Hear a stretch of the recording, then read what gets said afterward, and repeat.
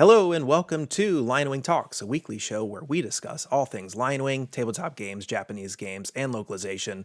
I'm your host, Bradley Hailstorm, founder and president of LionWing. This is episode 19. Thanks so much for joining us. We've got a lot on tap tonight. Lots of questions, lots of updates. If this is your first time joining us, hey, thanks for checking us out. We have a format to this show where we start off and I'll go through community/listener submitted questions. And then we'll move into our project updates section, and then we'll sign off. I jokingly, it's become, I think, a running joke, say that this show will last about an hour or an hour and 15 minutes, and I've been known to go upwards of 2 hours before. Tonight will probably be closer to the hour and 15-minute mark, because my throat kind of hurts tonight. I don't want to talk a ton. And let's also be honest, Phantasy Star Online 2 New Genesis just came out today. I got games to play. I've also got to transfer over my save data for the Yuffie DLC for Final Fantasy VII Remake. So, haven't had a chance to do that yet. I got a busy night, folks. I got a busy night. But we are going to talk games tonight. I'm going to answer questions. I'm going to give some updates. Updates that contain good news. Updates that contain not so great news. So, we'll get to that shortly. Thanks if this is not your first time checking the show out, but you are a returning viewer. Thanks so much for returning. Always appreciated. We got 18 questions, I think. Yep, 18 questions from the community tonight. So that's not a number to sneeze at, right? It certainly isn't the 44 questions we got that one week, but it's right in line with what we have been getting, which is right around 20 questions. Got some good ones tonight. Got some fun ones tonight. I very well might start a war with some of my answers, so be prepared. But hey, you tune in and you ask me these questions, so I'm guessing you want to hear my answers to them, and my guess is you want to hear my honest answers to them. So I'm going to give my honest answers tonight. You've been warned. Let's check the chat. What do we got going on here? Oh, poor Ben's got to go in 10 minutes. That's unfortunate. He's got a meeting to go to. People talking about New Genesis. Yes. All right. Sin said, I'm excited, but haven't had time to sit down with it yet today. I'm guessing you're talking about PSO2 and G. Yes. Okay. I've checked out the chat. Hey, if you're in the chat and this is your first time, I watch the chat. I monitor the chat as we go through the show. If you want to ask me a question and you did not submit one through the LionWing Talks channel, which is a separate channel on our Discord, check it out. You can find our Discord, lionwingpublishing.com. Go to that community link. Boom, Discord. If you didn't get a chance to submit your question there or through social, you can always just ask it in real time. Those questions are fun because I have no prep time for those. I try not to have much prep time for our regular questions that are submitted in advance because I do like to answer these things as authentically as possible, and I think you get the best authentic answer when you can't prepare for it. So let's get into these questions, starting with question 1. Any chance of putting Sinome Coliseum R on Tabletop Simulator in the future? I think so, yeah. I need to run it by MR Entertainment, the design company behind Sinome Coliseum. I don't think they'll have an issue with it. I think Sinome is a very fun party game. I think at this point, the game has been out 2 years or so. It's probably time to put that game somewhere that is accessible, though I certainly will always encourage people to check out the physical version, which you can get at lionwingpublishing.com. Plug time. Yeah, so I'd like to put Sinome on there. Sinome, because it's not like you're rolling a ton of dice or anything in Sinome, but dice rolling is a key component of that game's mechanics and gameplay. And I never find dice rolling to be terribly satisfying on Tabletop Simulator. So, without question, some of the magic of Sinome will be lost when trying to adapt it for a digital format. Still, I think it'd be fun on Tabletop Simulator. I think even running some fun, light tournaments for Sinome would be fun. It's not like Sinome is the super competitive game. It's a party game. And some characters are significantly stronger than others. And that's part of the fun of the whole experience. But just because it's not balanced for competitive play doesn't mean that it can't thrive with some competitive-like structures around it. And I think a tournament or an event like we just had with Gun and Gun and Operation Bulletstorm a few weeks ago would be fun. It's not like you have to put in a ton of extra work to learn that game. You don't have to pore over cards for hours or days to feel like you can jump in and play and have fun and do well even in a tournament environment. That's kind of the magic of that game. So I think it could do well. I'll need to talk to MRE, but again, I don't think they would have an issue.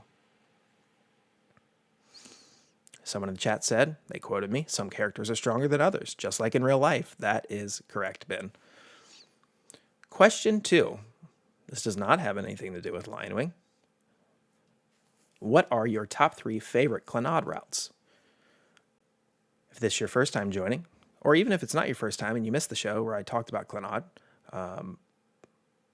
it would behoove you to know a little backstory behind this question being asked, and that was I was the lead editor and production assistant on the Clannad visual novel with Sekai Project, so I love Clannad.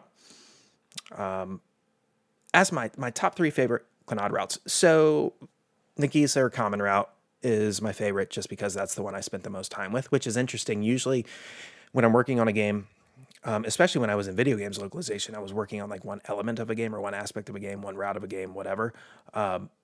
Those would be the things that I didn't like because I did spend so much time with them, and because I'm a critic of my own work, it's hard for me to enjoy my own work when I sit down and actually like play the game or I see my own work. Clannad was different though. I felt like Nagisa's route is what you come to Clannad for, and so it's hard to say that that's not one of my favorite routes because it is so central to the Clannad experience. And I think I got that. I think I got that route right with the editing. I think I did that one okay. So then after that, probably Tomoyo and then Kyo would be my next 2. That's my top 3. Question 3: do you get choice over the cardstock used in a localized game, or is that largely up to the original publishers? Most of the time, this is on us. So this is not an area that designers really care about. Obviously, they want their game to be presented in the best way possible, but rarely will a designer say like, "Oh, hey, by the way, what's your cardstock going to be for the print run?" That just doesn't really happen much. A, I don't think they really care. B, I don't think they think it's their place to ask about like the actual production quality. I think they have more say, and they most certainly do when it comes to how the game is presented, looks-wise, aesthetic, tone, language, visual modifications that have been made to the game for ease of access for the new audience, the English audience. They care about that stuff. Not so much how thick your card's going to be. So don't really run into that. So most of the time we're picking the cardstock. Let's see here. Question 4, how difficult would it be to localize and port over the Embryo Machine tabletop RPG? And can we get a campaign of this going? So if you joined us on Monday for our sister show, LionWing Plays, where we play LionWing games every-ish Monday night, right here, same time on Twitch, 9 p.m. ET, then you would have heard me talk about how Embryo Machine, the board game, which is the game that we just kickstarted in February and we're playing for the first time on LionWing Plays this past Monday at 9 p.m. ET on Twitch, was built off of a tabletop role-playing game that came about 10 years prior to its release. So Embryo Machine was created in the late 2000s. I think it was 2009, if memory serves me correctly, by a very prominent Japanese tabletop role-playing game, TTRPG design studio called Group SNE.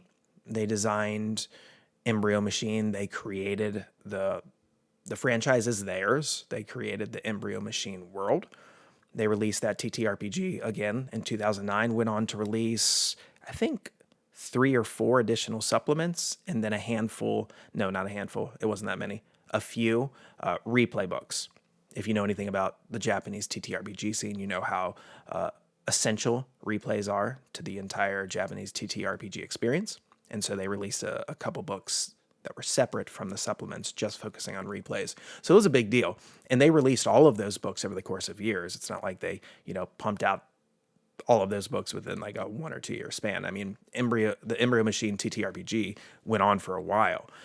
People really, really, really liked the combat in the tabletop role-playing game.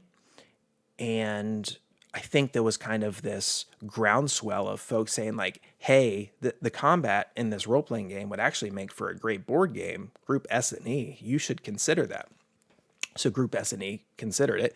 They got together with a company called Mosaic, which is a pretty prominent Japanese design circle, and they merged forces, so to speak, and they created the Embryo Machine board game, which is the game that we brought to Kickstarter in February. So I was talking about how there is this tabletop RPG version of Embryo Machine on Monday, and it got at least one person in the chat excited.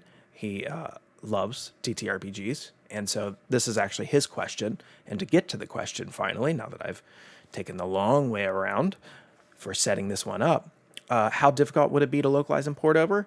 Quite difficult. Anytime you're localizing as much text as what's in a TTRPG, it's not a small matter. It's not an easy feat. Obviously, the more text you put in the game, the more complicated the localization process is in most cases. Though I will say this, sometimes TTRPG localization, just because of how things flow, how it's presented, where information is presented, and the fact that it's not all spread out across however many damn files, hundreds of files, sometimes a TTRPG can actually be a little bit less of a headache and a little bit easier to organize and therefore keep track of and therefore present as a more polished product than a traditional board game or card game. So still difficult though, because most TTRPGs are expansive, as are all role-playing games, right? So there's a lot that goes into it, which means really it just takes a long time to do something like that. It would take a long time to localize the Embryo Machine TTRPG. It just would. Those books are not small books. I think most books are B5 size, about 240 pages. That's a shit ton of text. That's, if I had to guess, that's probably 150,000 Japanese characters, if not more, maybe 175,000 Japanese characters that need to be translated into English. That's a lot of stuff. And it would also be difficult because you have to find people who are quality translators who also have a passion for TTRPGs. You can't just like grab a translator who's never translated a tabletop role-playing game before and ask them to translate a Japanese tabletop role-playing game.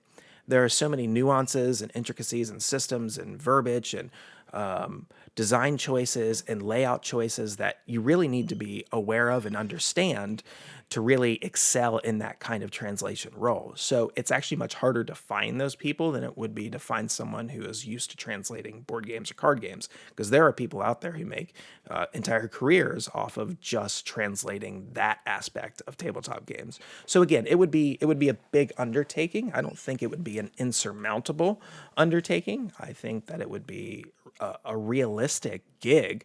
It would just require resources and time, especially when you're looking at a series that has that many books. That's not an easy thing to do. That's not something that you just quickly like churn out. That takes months and months and months of work, hard work with the right team. But localization in general is difficult. Doesn't really matter what you're localizing. Localization is just hard. And if you're not okay with hard, then this probably isn't the industry for you. I guess that's what I would say to that. I think we lost the stream there for a minute, so folks who are watching live probably just saw the stream drop. But if you're catching this on playback, you didn't miss a beat. I think you probably heard everything that I needed to say when I said that taking on the Embryo Machine TTRPG would be difficult. But so is every localization project, and we're a company who likes difficult. So, never say never. Okay, question 6. You've spoken a few times during the question live chats and LionWing Talks about this and that project being, for lack of a better phrase, a dream come true. Do you have a top 5 wish list of designers or properties to work with? Yeah, I think so. Probably so. I can't give you my top 5 because, like, the top 2, the top 2 on that list, I'm actually in negotiations with. So I will give you what would essentially be spots 3 through 7, which is still giving you 5, but just not giving you the top 2. So I would say that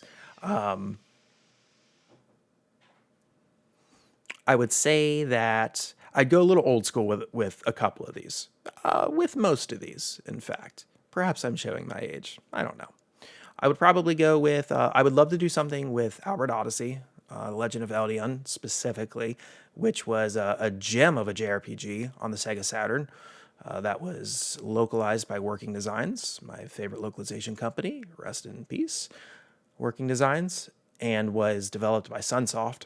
That's a cool ass JRPG. And I'm not just saying this because we were recently talking about it in the chat. I'm saying this because I really, really, really love this franchise, or not franchise, this game, and that's Legend of Dragoon. I think a lot of cool stuff could be done in the Legend of Dragoon world with a tabletop role-playing game. That world is pretty expansive, even though it's just one game. There's lots you could do with that world. There's lots you could do with those characters. There's lots you could do with that lore. I really love all of that. Those characters, the lore. Legend of Dragoon is just superb. If you played that, then maybe you agree with me. I don't know. Saying that you like Legend of Dragoon has not always been a popular thing, having lived through the PS1 days where everything was compared to Final Fantasy VII, and Legend of Dragoon was heavily compared to Final Fantasy VII, often considered, before it came out, the FF7 killer. It was not.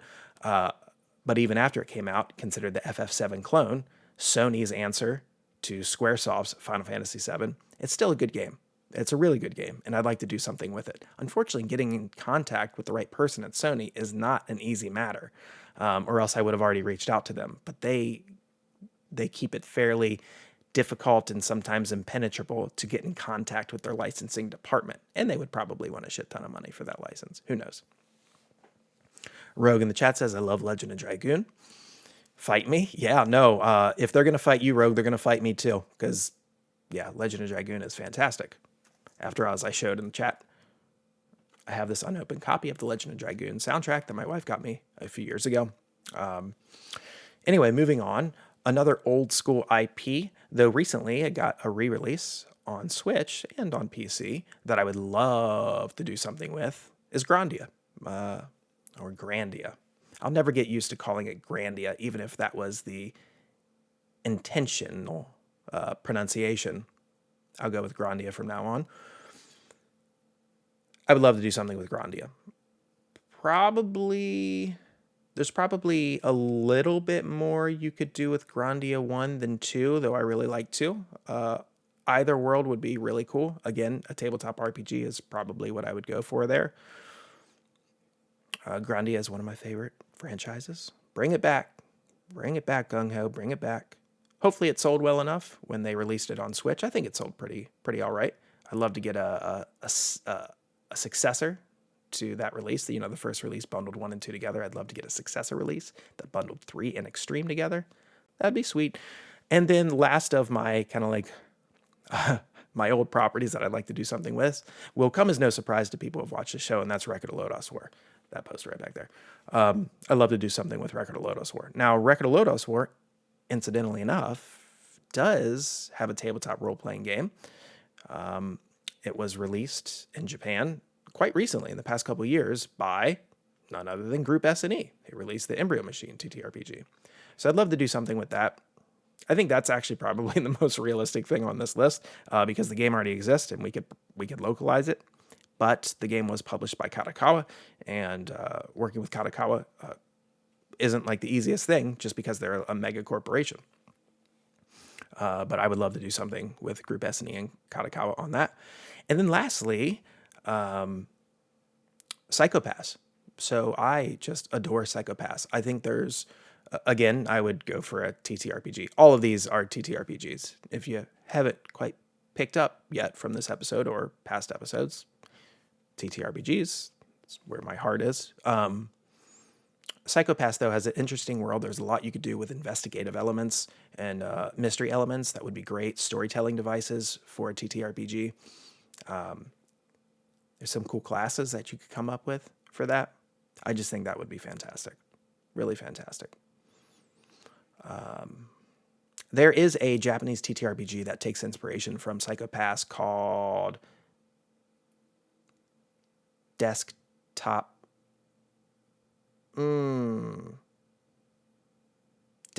Mystery Theater. I think that's who it's from. And it's got like heavy emphasis on the psychological and the mystery elements that kind of permeate the Psychopass world. So those would be 5 properties that I would love to do something with. Those would be dream come true properties for me. Question 7. When you redesign layouts for components in games, are there restrictions set by the designer on what has to go where? Sometimes, yes. Gun and Gun, for instance, Keep Dry had to okay everything, and they had a very clear, precise vision of what that game needed to look like, how they wanted that game presented. And so they were the most protective of their property and over their property's presentation, which was fine. I think it's quite awesome that a designer cares that much about the worlds they're creating and developing with their games, that they want to be at least involved to some degree in the localization process, even if it's just to say like yay or nay on things. But they were more than just yay or nay. They put together an entire, I'm not kidding, this is not hyperbole. They put together an entire like 40 slide deck presentation about the design choices they made in Gun and Gun, so that we could mimic some of those choices and try to capture the same essence that was in the Japanese release in the English release. And so they were very, very, very particular about what our redesigns needed to look like. And they turned down some of our redesigns straight up. They said, no, we're not okay with that. And so the graphic designer and I on that project, Winona, really had our work cut out for us, because not only was that game challenging to localize and adapt for an English playing audience, just because of its crazy, especially like vertical oriented layout, we also had the challenge of working within the confines of Keep Dry's expectations and visions for the game. So that was pretty challenging. So they put on restrictions, but most other designers leave the redesign to us, and either don't want to have a say in it, or just kind of want to be shown like what we've done and say like, oh, okay, yeah, thanks for showing me. Some designers will say like, well, you know your English audience best, we don't. So however you need to redesign our product for it to make the most impact for this new audience, for your audience, cool with us. We don't know anything about that audience. Like maybe how we've designed the cards doesn't make sense at all for an English audience, for an English reader. So you know that crowd the best, just do your thing. And I would say most designers that we've worked with are more like that. But certainly you will get folks who will put restrictions on you. And, you know, Keep Dry, although they were the first to be that involved, they won't be the last. They won't be the last. You know, just, I mean, when you're taking someone's work, you're taking someone's labor of love in many cases. There are thousands of hours of hard work, of, you know, as the phrase goes, blood, sweat, and tears. And they want to make sure that you're not going to fuck it up. And I get it. I really do get it. And we try to be very sensitive to that, and be understanding of that. And I think we eventually struck a nice balance with Keep Dry. And I think the game is all the better for it. So, okay, question Question 8, why do games use so many sizes of cards? The difference between standard, standard Euro, standard American are so minimal, it makes me wonder why one size hasn't become the standard across the board. Well, why does one photographer like to take pictures in black and white and the other one likes to take them in color? Creative choice, creative freedom, style preference. You can't put creatives in a box. It has never worked and it never will work. And so if a creative person has in their mind, I want this size card, they're choosing that for a reason, especially if they're deviating from kind of like standard sizes. I think about Wild Hunt Festival's cards, item cards and whatnot, and battlefield cards. Those sizes of cards are not chosen at random. Especially those cards are not chosen at random. And so that's why there are so many sizes of cards. I mean, really, if you take it back, you think about a non-globalized world. People presented products to their audience, their territory, in whatever way that made sense to them. And people weren't communicating with people in other territories. Hey, by the way, how many millimeters is your card measuring? What are your box dimensions? I mean, like no one was doing that. And so that's just carried over naturally. And even though there's larger globalization of the marketplace, that thinking is still there and those traditions are still there. And so now it's really hard to break up those traditions on top of you've got the creative element of sometimes these choices are being made about card sizes because it makes sense for that developer in their mind of how they're wanting to present their game. And who can say, to a developer, you should use a different card size because this is an obscure size and no one's going to be able to find sleeves for it. That developer most of the time is going to say, oh yeah, that's cool. Thanks for your input. And I won't be taking it. So that's the way it goes. As an add-on question 9, when card layouts are redesigned, do you have flexibility in card sizes? Why keep Karate Wild Hunt Festival card size as it is, even though it's a rare size as compared to a standard or standard Euro? Again, usually for Wild Hunt Festival anyway, the designers wanted to present their game in a very specific way. The designers are choosing these dimensions for a reason. And so I will never, it feels arrogant and disrespectful and sort of wrong to question a designer about a very specific design choice when I'm not a designer. Sure, I'm the publisher, and they've entered into an agreement with me that says in the contract, because I write it in all of the contracts, that we can modify any asset that we utilize for the new audience. But I also make sure that I put in there to put people's hearts and minds at ease with the permission of the original design team. So I could leverage that and say like, well, I'm the publisher. I know what's best. I know what's going to work in my territory. But it's a fine line between strong-arming someone into a decision and also giving them levity and room to do their creative thing. So I personally never, not once, went to Ramos-san and said, hey, so these item cards, it's a pretty weird size. We should do something different. I didn't once say that. I didn't think it was my place. B, I knew it was a creative choice. And C, I thought there was nothing wrong with that card size. Sure, it's weird, and you can't sleeve them very well. And I don't care.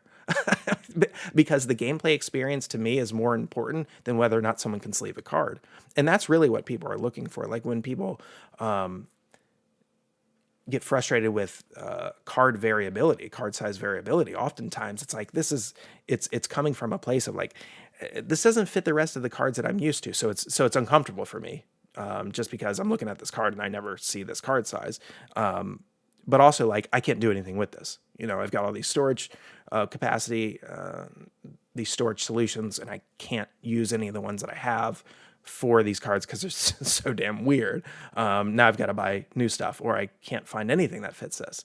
And that is unfortunate, but I'm not going to ask a designer to change their creative vision to make sure that someone can sleeve a card, that kind of thing. So that's why we decided to not do anything specifically with Wild Hunt Festival. Rogue, maybe this was your question because you just asked something in the chat. I had meant in regards to flexibility in case it was easier to go to the printer with, or if the text once translated wouldn't fit. Yeah, so the printers have no issue printing anything. Like, they just ask you for the dimensions, and you give them the dimensions, and they say, okay, I guess those are the dimensions you want. I'm going to print it for you. Just make sure you pay me. And there's very, very, very little cost difference between a really obscure size card and a standard size card. Like the item cards in Wild Hunt Festival, the cost to print them, although they were peculiar sizes, really costed no more or less than a standard card. So it's all kind of like you're essentially using the same amount of paper, and if there is a difference because you're not using as much paper or using more paper, the cost is fairly negligible. Now, the only difference is I will say that the jumbo card for Gun and Gun was quite a bit more than the standard cards. And that's because not only was it a really, really big card to be, utilizing cardstock for, but it was an obscure size. So that costed a little bit more. But generally speaking, the cost is negligible, and the printer doesn't care what size your card is. They're set up to print whatever the hell you ask them to, which is great. I've never run into a printer saying like, hey, I can't print this because it's a weird size. Never once. So that's cool. You don't really have to worry about that too much. What was the other part? Oh, and then will the text fit once translated? Yeah, we've never run into that problem. The only time that we've run into problems where it's like, oh, we've got a lot of text on this card and the card's kind of a weird size, we just resize the text. We make sure that the text is still readable, but we just resize it. Or instead of one particular bit of text covering 2 lines, we break it up over 3 to account for the narrower card. Again, I'm thinking about Wild Hunt Festival's item cards. So there are always creative ways around that. But I never want to, like, unless it's glaringly obvious that a game is going to be so much worse in a different territory than its original territory, by keeping that game's components in their original dimensions, then as long as it's not like offensively bad or creating huge problems as the localizer, I'm going to figure out a way to make it work with the original specs. So that's that. Rogue, you also said the Lotus War Dreamcast game was lol. Yeah, I mean, talk about a letdown, right? Like, not only did it not capture the essence of the show, and I was fine with the hack and slash Diablo clone approach that it took, but like, it didn't look anything like Lotus War. I mean, it just looked like a company who was high on the idea of polygonal characters decided, hey, we're going to translate the Lodos characters into this 3D polygonal world. Oh, and by the way, when we do that, we're not going to be able to capture or translate anything about that series that makes it what it is. It was just kind of like a really like mediocre, so mediocre it hurt type of Diablo clone. It was disappointing. There were so many ways that they could have approached a Lodos War licensed game, and that's what they settled on. That's unfortunate. And it was a team of people who settled on that. It wasn't like one person's choice. That was a team of people who made that choice, or a couple people who made that choice, and then other people signed off on it. And it's like, how at during the planning process, where was the voice in the room that said, "Hey, folks, is this like a good game? Are we gonna make a good game here?" Yeah. Anyway, that was a sidetrack. Question 10. How would you feel if theoretically people were running betting pools based on your answers to these questions? Well, I would feel great if I could get the link to said betting pool so I could create an alt account and make a little extra money. Question 11. Random. How many pets have you had throughout your life? I've had 2. No, I take that back. I've had 3. I had a dog from the ages of 1 to 18. Her name was Haley. She was awesome. She lived a long time. And then I have my current dog, Stella, who my wife and I have had since 2011. And then I had a turtle, a miniature turtle named Senor Tortuga for a number of years. He was cool. 3 pets.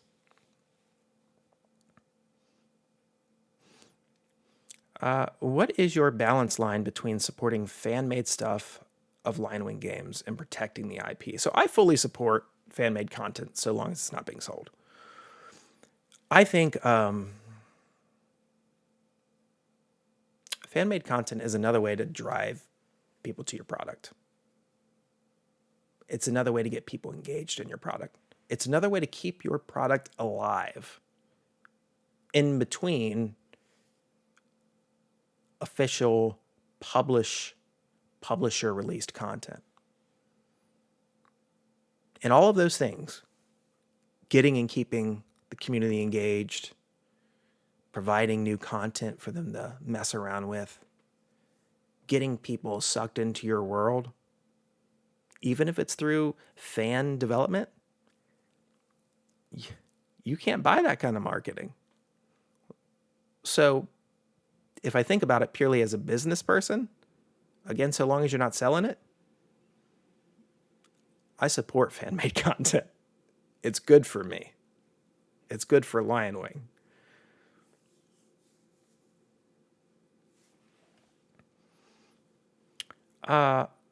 Question 13. What TTRPGs would you recommend people play regardless of RPG experience? Oh boy, where do I start? Shadowrun would be my number one recommendation, even though it's a very complicated system regardless of edition. Specifically, I would say Shadowrun 3rd edition. But if you can't get to that, 6th edition, the latest one, is fine too. It's probably the easiest to start with because it's the one that's most accessible. It's easy to find the books. Most, LGSs carry something from 6th World. So, yeah, Shadowrun. And then I would say Feng Shui 2. Feng Shui 2 is just bonkers cool. Dark Horse, Eclipse Phase. Eclipse Phase is cool. Ryutama. I like Ryutama from Kodadama Heavy Industries. Ryutama is really cool. I mean, speaking of Grandia before, Ryutama feels very much so like a Grandia tabletop RPG, which is great. What else would I say? Age of Sigmar, Soulbound from Cubicle 7. Hell, really anything from Cubicle 7. 40k Wrath of Glory. Warhammer Fantasy. I don't know, take your pick there. Mouseguard, the Mouseguard TTRPG is rad as hell if you like that series, or if you just like the idea of rolling a mouse warrior, then that game's probably for you. And so this is probably less of a TTRPG, and it's something that I've only recently played, so it's a bit of a recency bias. I really like this game, though. It's more adventure game than RPG, and that's 5 Parsecs from Home from Modifius. And that's a completely solo adventure game, but it's steeped in TCRPG conventions, which is why I kind of throw it into this category. And there's more that I could probably talk about, but those would probably be the ones that I would encourage people to check out.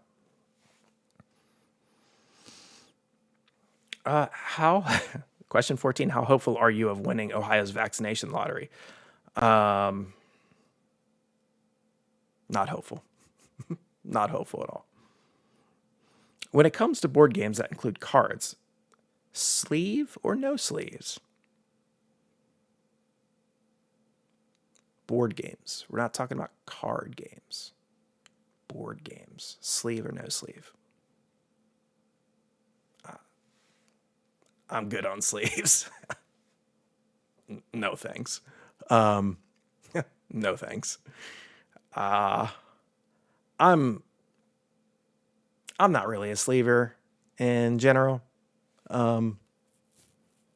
This is only my opinion. This does not apply to how I will operate LionWing or anything like that. But I hate sleeves. I hate them. I hate them. They just, I just don't like them. They get in the way. They get in the way of the presentation. They get in the way of the tactile sensation of a card. I want to feel a card in my hand. I don't want to feel a piece of plastic.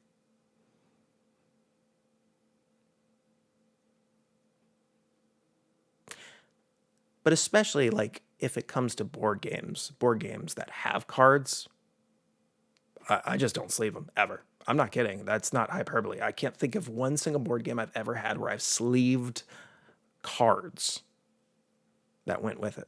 Now, I have sleeved cards from TCGs. I don't do that anymore because, again, I've realized I don't like sleeves. But when this person was asking about board games specifically, no.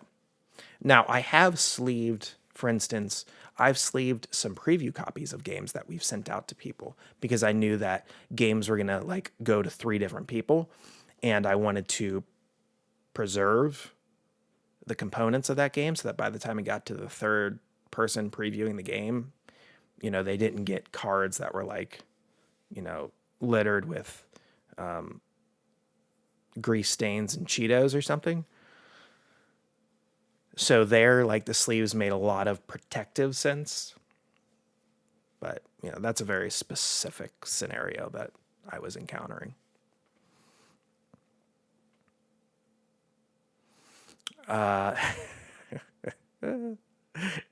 So, yes, I figured my response to sleeves would not be very popular. Like I said, I understand their purpose. For me personally, as a player, I just don't use them. So there will likely be sleeves for LionWing games in the future, and even sleeves that we just sell through our web store, because most people don't share my opinion on sleeves. So I fully recognize that I am in the minority on that, and that's cool. I'm glad people love sleeves, and I'll be glad to sell you sleeves. I just don't like them.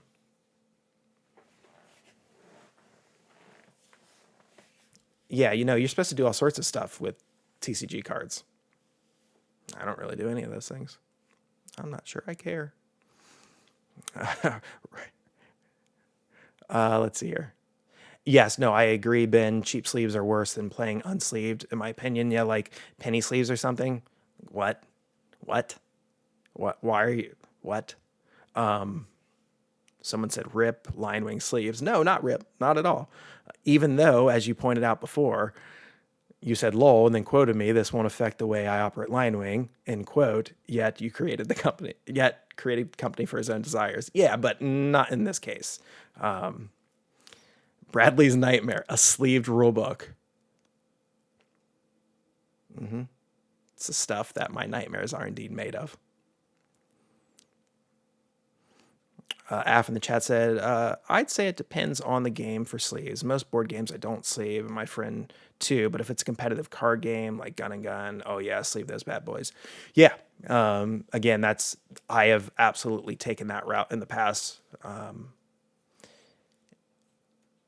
These days, I usually don't even sleeve my TCG stuff. I don't know. This probably makes sense if you know the larger context of how I operate as a human being. Like I take meticulous care of my stuff, meticulous care. So I'm very kind to my cards, very kind. Now that you can't get away from just like, finger oil, body oil getting onto cards. And I recognize that, but I also make sure I clean my cards too when I'm done with them. So like if you knew me, the person, it would totally probably make a lot more sense. Like, oh yeah, that's why that dude doesn't like card sleeves. Like he's a little crazy when it comes to taking care of his stuff.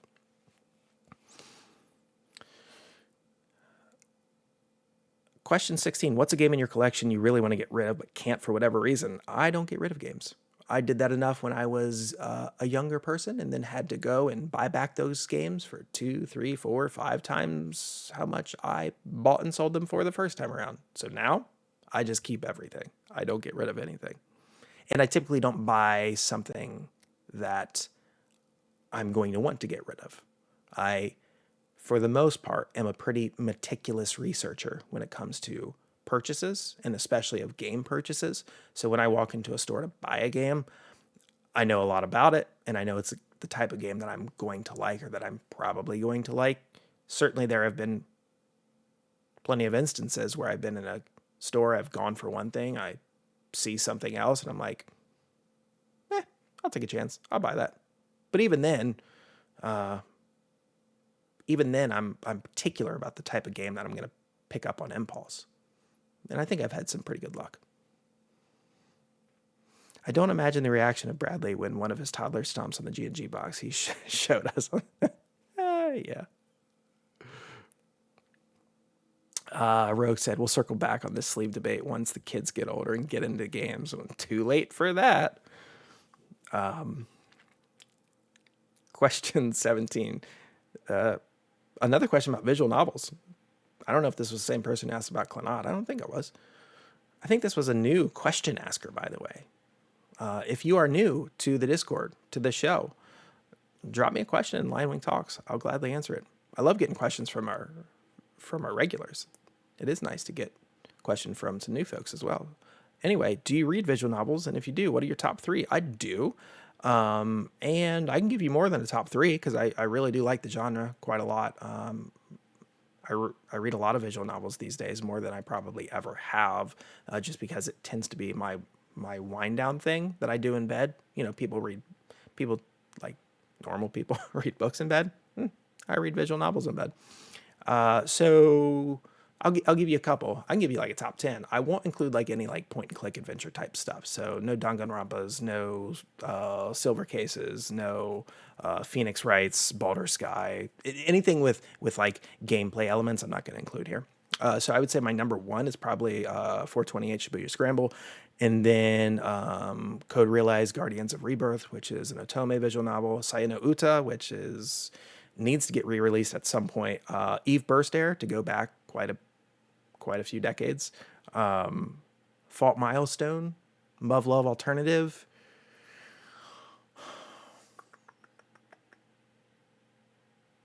Shadows of Pygmalion.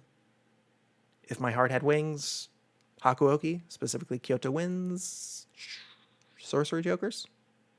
Yeah, that's probably it.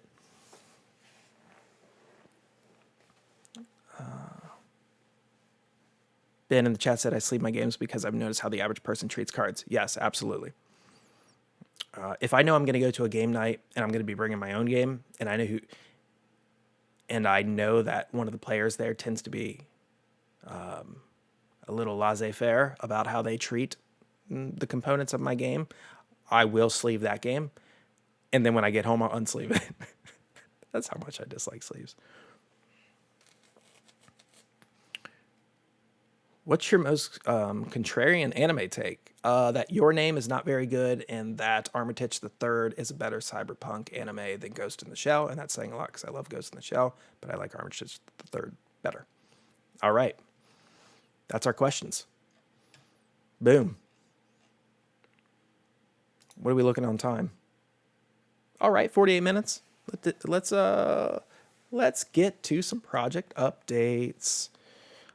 Oh, we got a question in the chat real quick. I should have asked in the LionWing Talks section, but what would be your favorite Japanese puzzle game you would like to make a tabletop game of? Personally, I've discovered Zero Escape from a friend. I absolutely love it. So many plot twists. Yeah, Zero Escape's cool. Zero Time Dilemma is also cool. What puzzle game?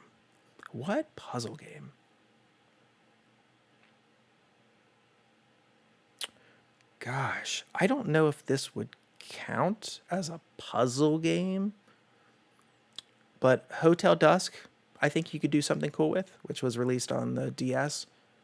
More of a graphic adventure with a lot of point and click elements, but some puzzles. And then, of course, I would be remiss in not talking about something Layton oriented. I think there's probably some cool stuff you could do with Layton. But if you're talking about like the puzzles, like those darker puzzle-based graphic adventures like Danganronpa and the like, I don't know. I'd probably have to think about that one for a minute. I mean, certainly there's cool stuff you can do with Danganronpa, and they've already done a lot of cool stuff with Danganronpa. There's been a couple Danganronpa tabletop game adaptations.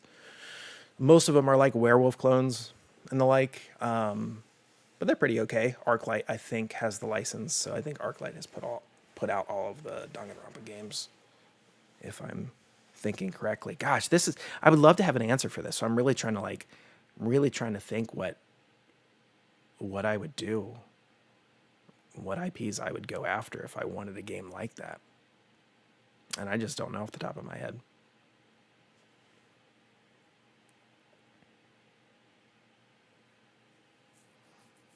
Yeah, Layton's good.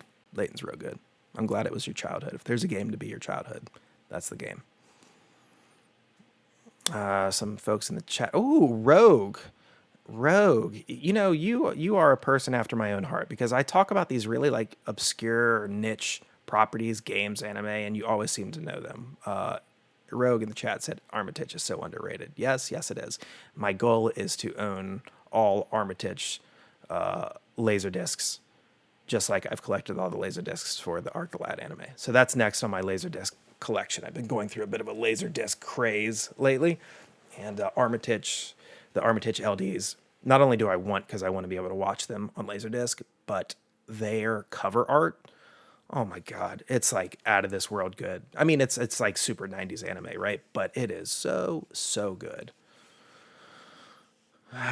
Yeah, Rogue. You said I'm your long lost brother. Yeah, I'm starting to kind of feel that way too. Let's see here. Did I miss anything? Ben said I liked Your Name until the twist, and then the rest was kind of eh. Yeah, I liked Your Name until the movie started, and then I didn't like it. Weathering with You was for me everything I liked about Your Name without everything I didn't like about Your Name. Yeah, that's probably right. Which for me means it was just like a movie that I actually liked, that I thought was good. Sin in the chat said, so Beans calls Bradley our dad, so does that mean you're my uncle, Rogue? Rogue also said the cover art is peak 90s anime. Yes, it is. And Armitage is one of those rare 90s anime where I actually prefer the dub to the sub, which is sort of blasphemy to say, like if you know anything about 90s anime. But they brought in Elizabeth Hurley, Juliette Lewis, Kiefer Sutherland. Yeah, I mean, they spared no expense for that dub. And at a time when like everyone was sparing expenses for dubs in anime, they were like, we're gonna do something different. Anyway, Af said, "What is going on tonight?" Please, Af, what do you mean by that? I think I know what you mean. All right, so let's talk about some updates. What do we got here? Testament update. So we are working on an errata pack. We will be printing an errata pack, a physical pack. My job over the past couple weeks has been making sure we put everything into that errata pack that needs to be there. And so that means absolutely putting in clear misprints into the errata pack with their corrected cards, their corrected descriptions, their corrected text, things like Taunt, Fortress, Lunana's rank 5 card, and then some of the boss cards. What won't be in there, what won't be in the errata pack is certain clarifications. Like when I go through the FAQ thread, a lot of questions were about edge cases and that kind of thing. I won't be including those in the errata pack, I don't think. I will be including ones where like the wording definitely needs to be cleaned up and that don't just apply to edge cases. But I want to set folks' expectations at the right level, and that is I'm not going to be like errating every card that had a question attached to it in the FAQ. But so we are looking at about 10 cards. Only, I think 6 or 7 of them, 7. Yeah, I think 7 of them actually needed it, like literally needed the new card. And then the other 3, I think it's another 3. I was like, you know what? I like 10. It's a round number. And I think these cards could benefit from an errata anyway. So we'll just throw that in there. Anyway, I'm not done with our passes just yet. I'm hoping that we'll be finished by this Friday. I'm still waiting on answers from Kuro on 2 questions. Yeah, 2. So, but as soon as I get those, then we will get those to Japanime, and then they'll take it from there. So I like that Heather was able to jump into the chat a couple days ago and provide the news. They are the primary publishers, so I like to leave that kind of, decision, also the announcement, I like to leave to them. I think that's important, that I respect their role in this and also recognize where my role ends. So I never want to step on any toes, and my partnership with Japanime on Testament has been a glowing one. I've really enjoyed my time working with them, Heather specifically. So I was glad that she jumped in, offered that up as an announcement, and then we'll get things taken care of, which is exactly the way that I wanted this to go. So this has worked out quite well. All right. Let's see here. Also, as a Testament update, I think there was someone in the Discord chat. I don't know if they're watching, but they asked about a replacement. I think they had broken, or it came broken. I don't remember which one, though. It doesn't affect the result here. One of their standees, Kukurito, if I remember correctly. So you can get in contact with me, and I can send you a replacement myself. You can also do the same thing with Japanime. We'll get you taken care of. I don't have a ton of replacements, but I've got some. Of course, Japanime, Heather, they have a ton. But reach out to either one of us. We'll get you squared away. All right, next up, Wild Hunt Festival. This is the only bad news that I have, and it's not really any bad news because there's no news. So I talked to Petra this morning. She is the coordination specialist on, now going forward on all LionWing projects when it comes to coordinating shipping from China to here. So I talked with her actually this afternoon. It was around 1. Wild Hunt Festival still has not cleared customs in the U.S. Still hasn't cleared customs in the U.S. Now, the good news is, let me pull up her exact email, or let me pull up the email to get her exact wording on this. One moment. Because, hey, if I can provide the exact verbiage, might as well. Petra, here we go. Funnigan is working to make sure the Pledge Manager integration is set up and ready to go. They are still waiting for the U.S. shipment to clear customs. Not sure how long this is still going to take, but I've asked them to keep us posted, and we'll bug them several times a week for more good news. Smiley face. Fingers crossed it clears soon. Funnigan will be all set up to ship once the games finally are received at the warehouse, so the turnaround time once they receive the games will be extremely short. Best regards, Petra. So that's where we're at with Wild Hunt Festival. So not the news that people want to hear, because I'm sure people want to hear, like, hey, it's cleared customs and it's at the warehouse, but also I have no control over U.S. customs. So that's the best answer you're going to get from me. But I think it's an okay answer.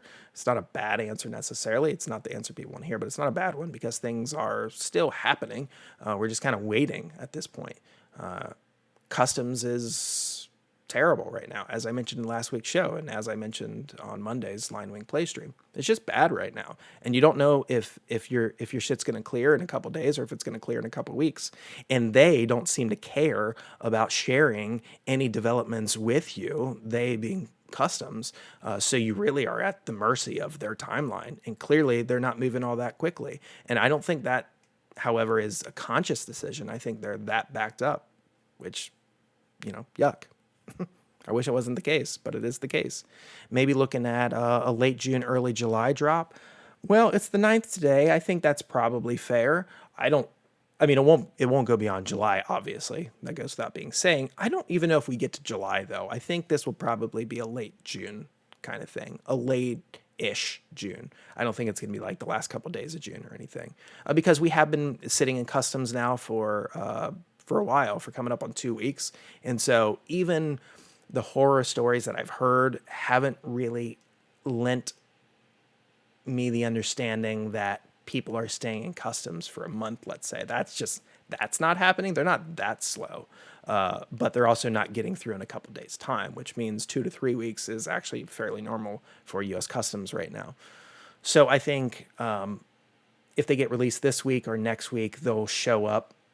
If they release this week, they'll show up at the end of next week. If they release next week, they'll show up either at the end of that week as well or at the beginning of the following week. Inventory will take 2 to 3 days. Shipping will start on the 24th, 25th. People will get their stuff.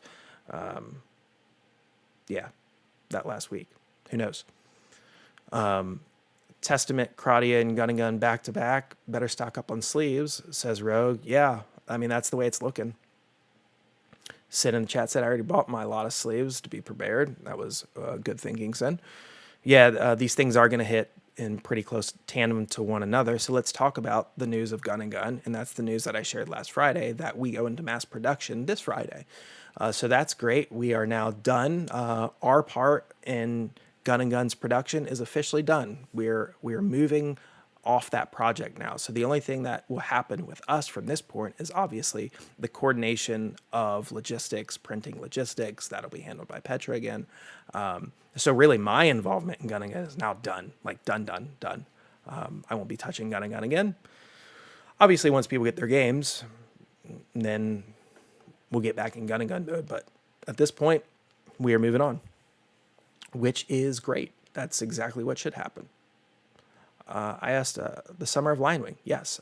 Ben said, I asked a local game store when they would get more Gamegenic sleeves, and they said late July. So Gun and Gun would be like start of July, mid-July. No, Gun and Gun will not be start of July. Absolutely not, because mass production is going to take a couple weeks. Mass production will start on the 11th. Mass production will finish the last full week of June. It'll get put on a boat, presumably the last couple days of June / first couple days of July. It'll sit on that boat for a couple days, and then it'll take about 2 weeks. If we're lucky, it'll take about 2 weeks to get here.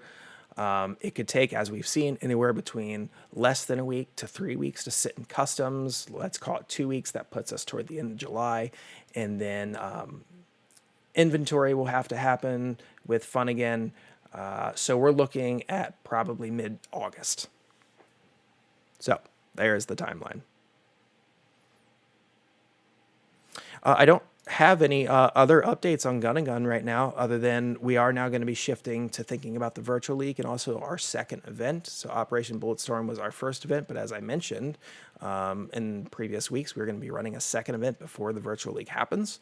I don't know when that second event is going to pop off. You can probably expect that in July, because that'll be the lead up, kind of like the last big hurrah before the release, get people hype about it. And then the release will hit. I'll give folks about 4 weeks to get acclimated to the game, and then the Virtual League will start. So you're looking at probably mid-September for the Virtual League. These are all tentative, folks. These are all tentative timelines. These are me just, taking my best educated guess based on my experience and based on past projects before and during the pandemic. And even though we're sort of like during / after the pandemic, I think these estimates mostly hold true, but you can't account for every variable. You just can't, especially when it comes to shipping across the world. That's where things, tend to slow down. Anything else on Gun and Gun? I have mentioned in the chat that there's about, not exactly, but I'll just say it because it's an easier number to remember. There are about 10 changes that have happened to Gun and Gun. 10 changes / additions / modifications, whatever, to Gun and Gun that you all aren't aware of, that we haven't talked about, and that you will only see when the games show up. So we're excited about those changes and additions. I mean, it's not like anything huge here. Don't be expecting something grand when you open up your parcel of Gun and Gun. But you will most definitely notice that there are some things that you were not told about and that you didn't expect or see coming. And we're excited for y'all to see what those things are. Fry Guy Fern, our first Gun and Gun tournament event winner, said second GNG event hype. Yeah. Rogue in the chat said the fact that LionWing projects are moving so well, even with delays, 100% glad I went to grab all the entire LionWing catalog. Thank you. Much appreciated. Yeah, I mean, delays are always, shitty to have to announce and to deal with. But aside from the delays, yeah, things actually are moving quite smoothly. Even with Gun and Gun having to get a second round of proofs, although it took a while to get here, the process worked exactly the way that I was hoping and that I wanted it to. And that is, we got our second round of proofs, everything checked out, they looked great, and we said, cool. Like, press the mass production button, wherever that button is in your printer, like, go and press it for Gun and Gun. So we're ready. So yeah, I mean, things are moving smoothly despite the delays.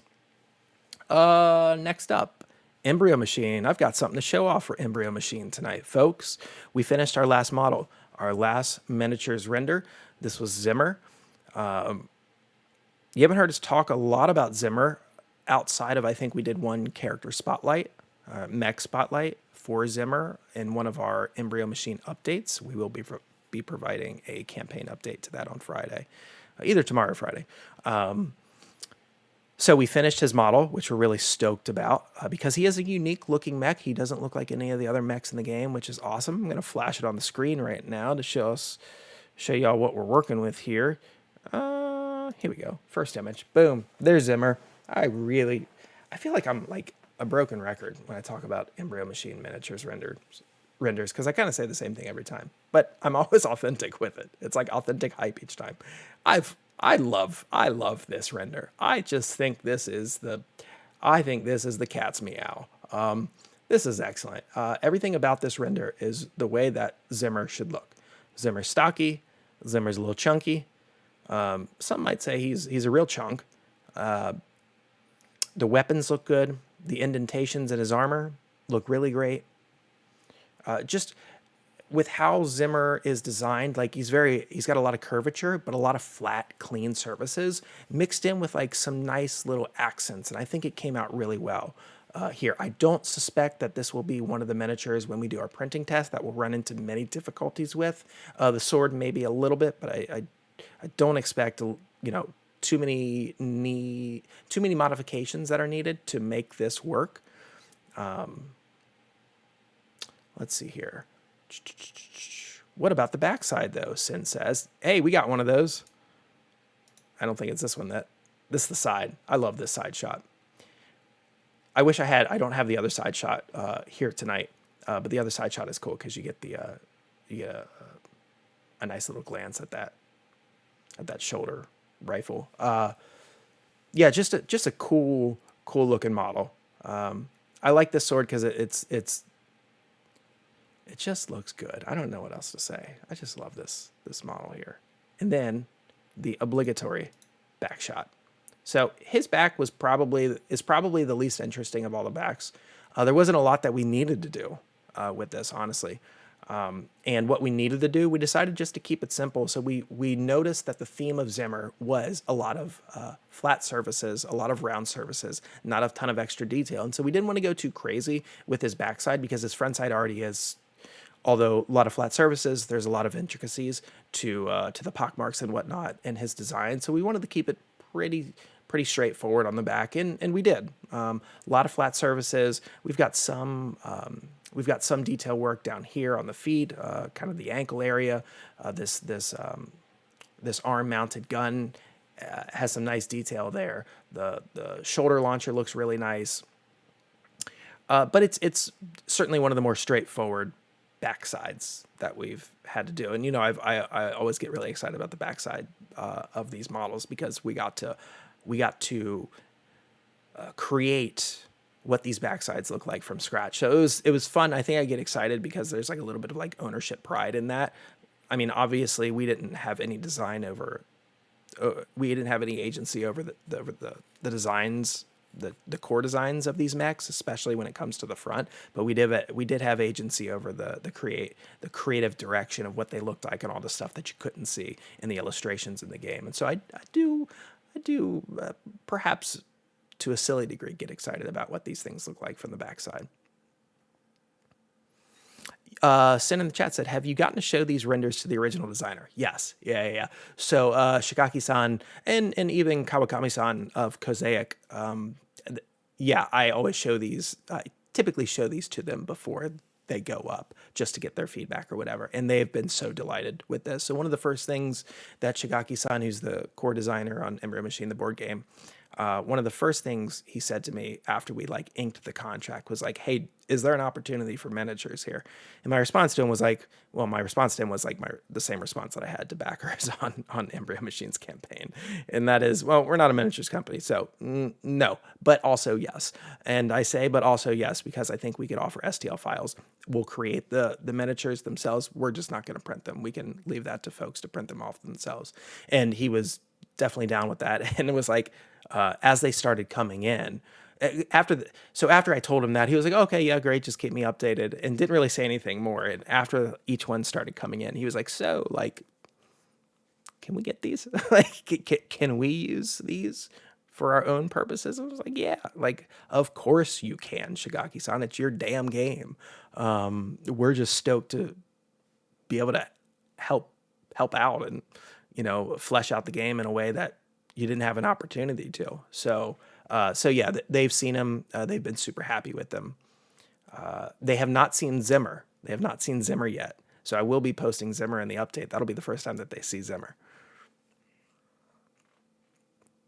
That must be ultimate validation. Yeah, it is. It is. I mean, you put so many hours into each of these things, 40 to 35 to 50 hours. Like, that's a lot of work on one model. So you want it to look good. And you do want the designer to be impressed with what you've created.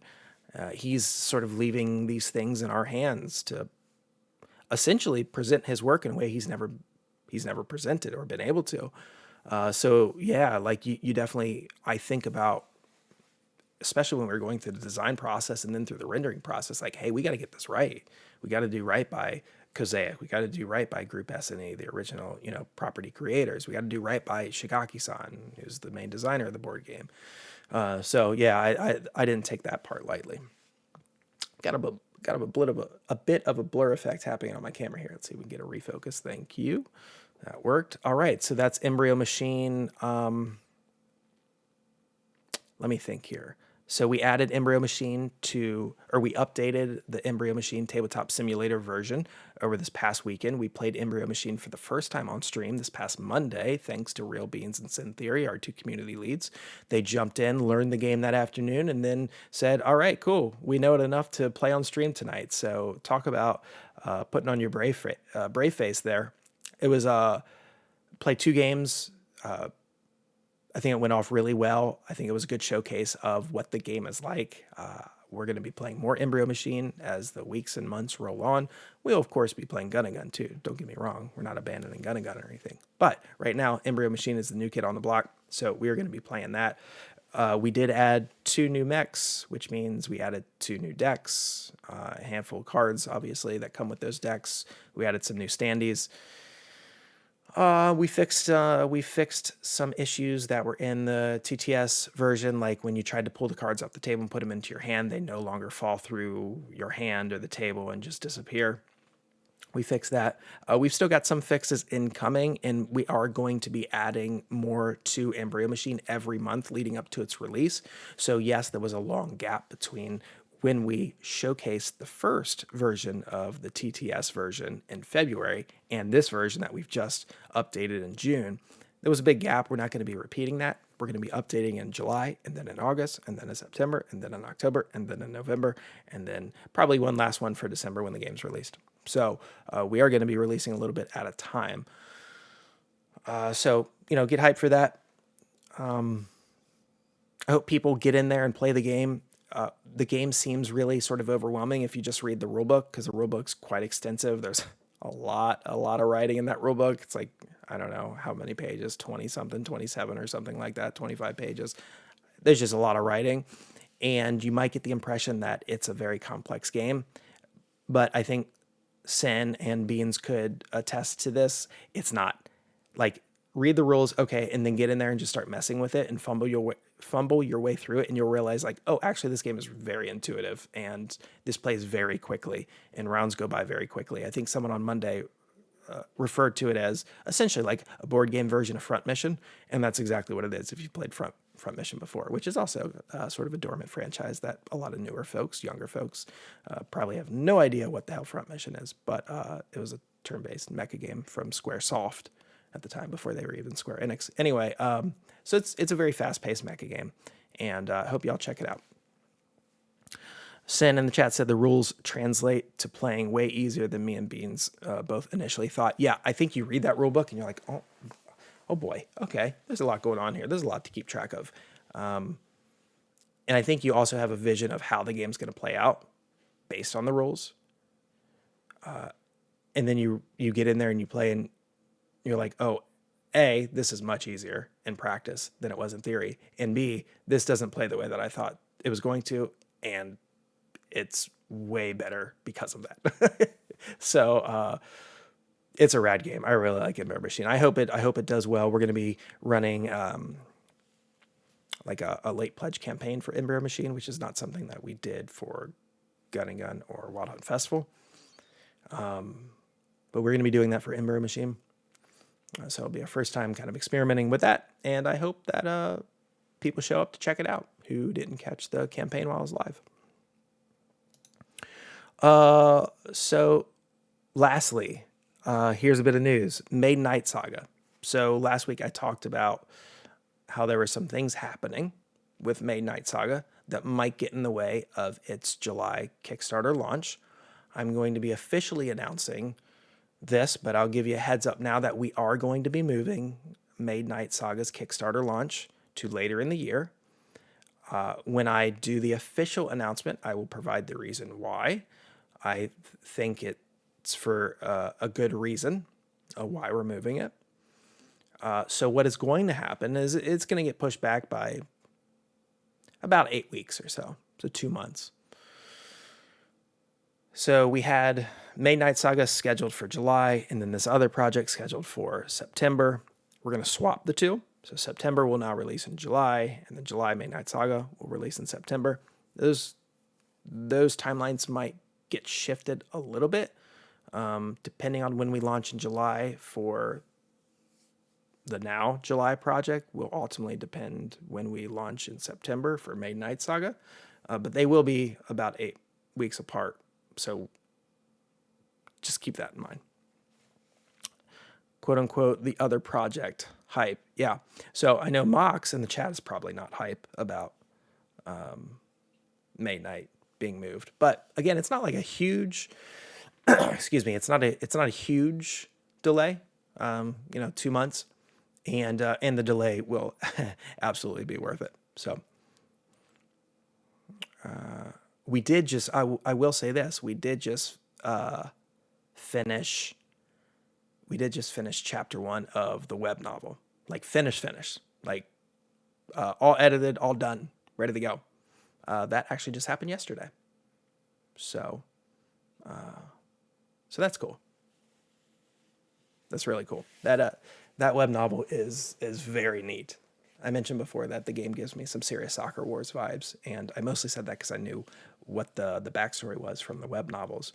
And so to finally like get the official translation from our translator and having the first chapter like done was really, really fun and exciting. And she sent over like, all right, everything's done. Everything's been edited. It's good to go. You could put it up right now and I'd feel comfortable. I was like, okay. So I went there, immediately read through it and was like, oh, this is going to be so good. I don't even know if people are ready for how much more Maid Knight Saga is than just a really rad board game. It's a really rad board game, and it's also got other stuff. I think that just makes the whole property very cool. It's sort of a multimedia project, and unlike anything we've ever done before, which is very exciting. That's part of its appeal. Though its core appeal is just how good a game it is. Okay, so that's Maid Knight Saga. We will then we'll have to announce July's Kickstarter again with the new project. I don't know when that's happening.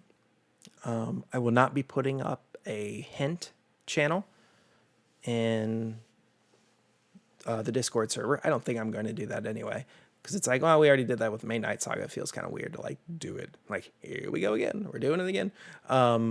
I mean, if people are like clamoring for it, okay, whatever, that's fine. I think we'll probably just announce that. We're waiting on some things to happen, not with that project, but with other projects to kind of fall in place first before we announce it, which is why I can't tell you like, oh, we're announcing it next Tuesday or something like that. Ben in the chat said Mox will probably work out what it is again somehow anyway. Yeah, maybe. Mox too good at guessing. Had to nerf the channel. That's right. Mox, this is all your fault. I'm not putting up a hint channel because you're just too damn good. I don't know if Mox would get this one. I don't know. I don't think Mox would get this one. You never know, though. I guess we'll never know because I'm not going to put one up. And that's it. Those are our project updates. I am very excited by what we're going to be presenting in July. I mean, I was already excited because I knew it was going to be the September project. Now it just gets bumped up. I'm very excited about this project. Like Maid Knight Saga, Maid Knight Saga is very different from anything we've done, and so is July's project.